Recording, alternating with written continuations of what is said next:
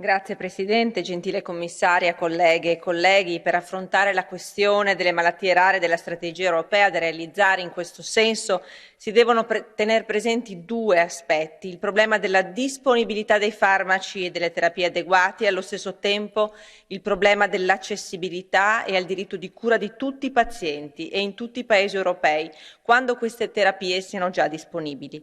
In questo contesto l'Italia, pochi giorni fa, ha approvato una legge organica approfondita sulle malattie rare, alle quali dedica fondi e programmi sia per la ricerca che al supporto dei pazienti.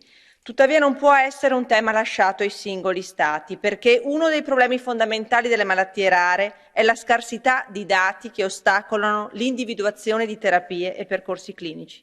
Ma soprattutto è necessario che l'Unione si faccia carico di un ruolo fondamentale di coordinamento, promozione di buone pratiche e, in modo ancora più deciso, di garanzia di pari diritti per tutti i pazienti affetti da malattie rare. Penso soprattutto ai bambini colpiti da diagnosi così terribili e alle loro famiglie.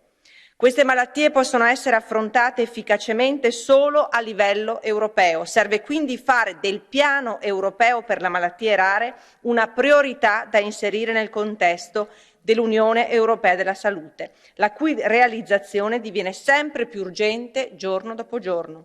Il gruppo dei socialisti è al fianco di tutti i malati e delle loro famiglie. Chiediamo alla Commissione di agire tempestivamente per affrontare con misure concrete questo tema così urgente. Grazie.